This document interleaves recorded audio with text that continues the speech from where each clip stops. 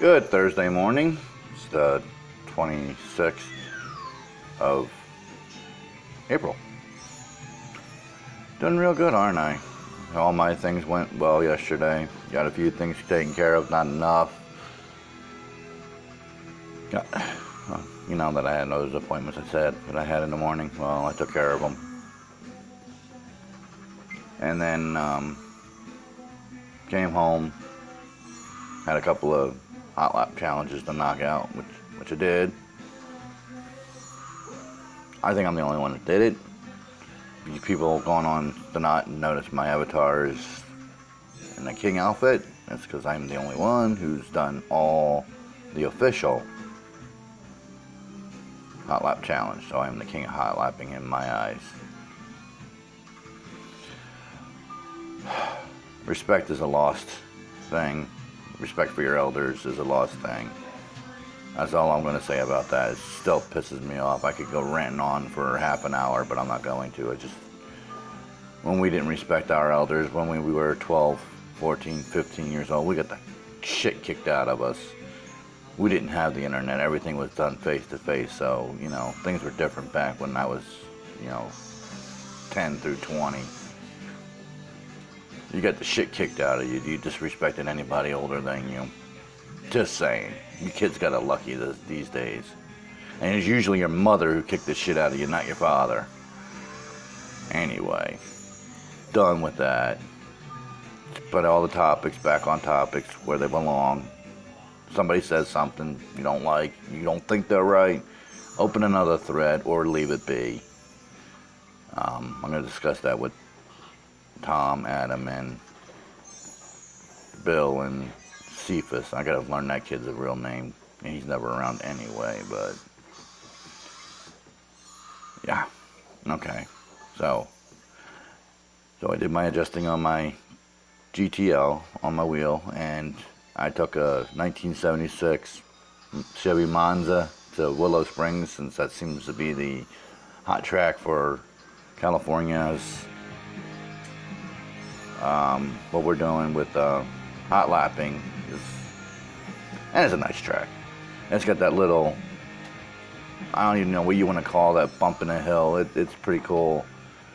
It throws the car if you're not paying attention to it. It takes like a lap or two to get used to how to take that little bump in the hill, so you don't wind up in the sand. Which is sad too, because I bet you that track will look great green.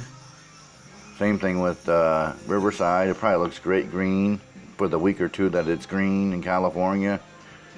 And then everything turns brown and gray. But it's a cool look at that. And they need to put more, on that particular version of the track, they need to put more trackside objects. Because there's kind of a lack of reference points for, braking points, other than the grooves in the asphalt. But you don't always want to do that depending on the car you're driving, especially in that particular sim, because the Monza, she likes to slide. So if you want a nice clean braking turn, you got to do it a little earlier. If you want a nice, slide that rear end out, whip it around the corner, you do it a little later. It's a give and take thing. I got it down to a minute 29. I'm going to go back and work on it some more, but the nice thing about it is the wheel adjustment that I made, all the wheel adjustments I've been making, you can actually feel the tires starting to slip, because the wheel would actually kind of like give you that little, it's not a jolt, it's like I don't know how to explain it. It almost feels like it's riding on almost feels like it's riding on ice or butter or something. It just kind of like, you can feel it, the wheel just losing the grip on the track, and I thought it was really cool. I was the best so far. R Factor does it to a point. I just got to figure out how to get it to where it does it like that with the GTL for that particular setting. I like the GTL the best, even though the sim, I've got way too many cars and tracks. I've got like 400 cars, 400 tracks each, and most of them are hideous. Tracks are hideous. They have no rhyme or reason to them. There's no TOS. It's just, let's throw a track together and put it out. Or a converted track. And a lot of them are converted from GPL, since it's supposed to be the early '60s, late '60s, early '70s. You didn't have to change much of anything, and it's got the 2D trees, and I know all the sim bims for the people who make it, and R Factor, who know what they're doing. Everything can be 3D, not 2D. And it's nice when you get somebody who knows what they're doing and knows when they're making a track, and it's 3D, because it just brings out so much more detail. And if they do it right, it doesn't suck up a lot of memory either. Yeah, I'm waiting for the day that some of these expert track makers discover a real sim.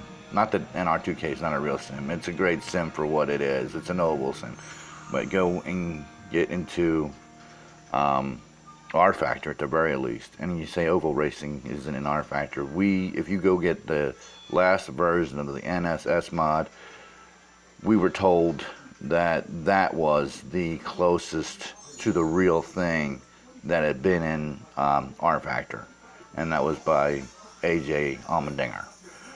Because even though he tried to convince the guys who ran with the pits to run, instead of running the pits mod, to run the NSS mod. But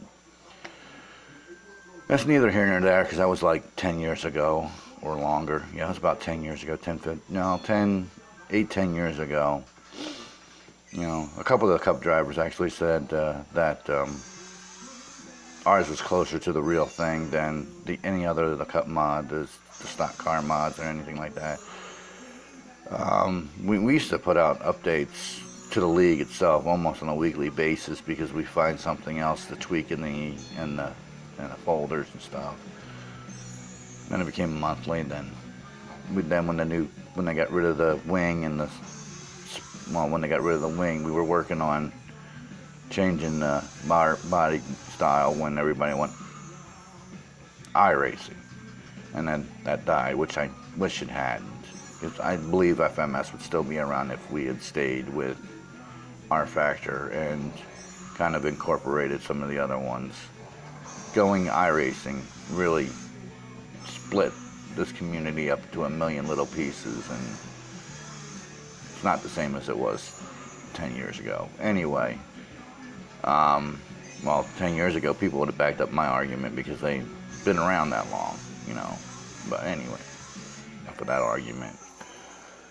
Now what was I thinking and saying? Anyway, track making with the R Factor, and while we were doing the FMS, we have windows open and flies are coming in. Imagine that.